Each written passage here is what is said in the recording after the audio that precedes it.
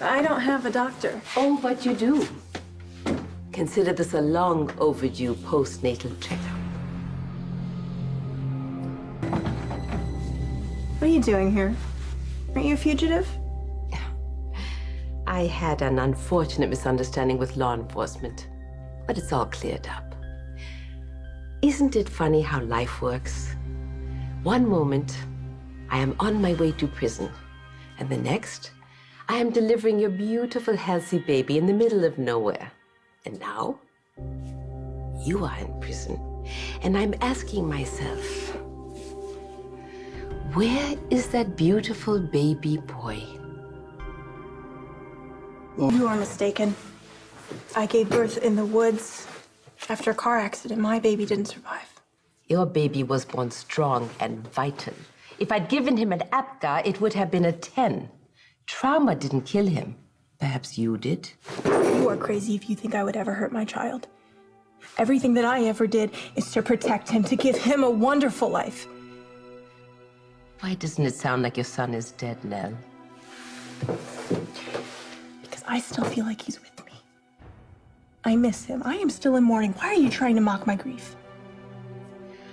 Well, while we're on the subject of grief, Maxie tells me that Michael Corinthos is devastated by the loss of his child.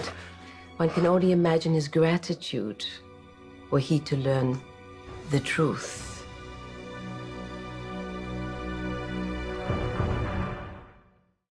You're a disgraced doctor. A felon. Michael would never believe anything that you had to say. And you framed his mother for attempted murder. I don't think it's a far stretch for Michael to believe you gave him a dead baby instead of his own. However, I don't need to convince him. All I need to do is suggest they perform a DNA test on the poor deceased child. Michael is not worthy of my son. He betrayed me. He wanted to steal my baby and let his bitch of a mother help raise it.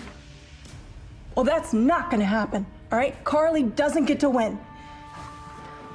My concern is with the baby I delivered that night. If you don't tell me where he is, I shall feel compelled to tell the police everything. Your move. Since you refuse to answer, I can only assume that you dispatched with some poor child to switch in with your own. Stop saying that. I didn't kill any baby. Prove it.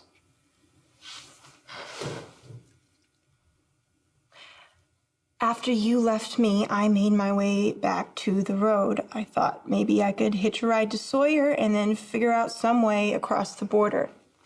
But even as I was trying to make a plan, I knew that it would never work. Michael's family would never allow me to keep my baby. And then fate stepped in. And how did fate come to your assistance? Brad Cooper was on the side of the road. He had the newborn that he and Lucas were going to adopt, and the baby had died. Brad was a wreck. Lucas hadn't even seen him because he was at the hospital. Perhaps fate showed up for you after all.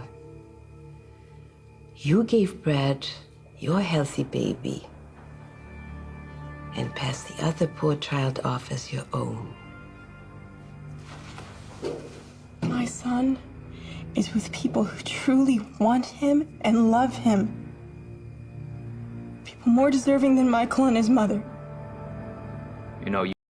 Now that you know everything, what are you going to do? Please leave my son with Brad and Lucas.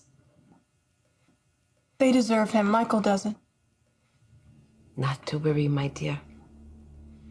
I find the truth is best left unsaid.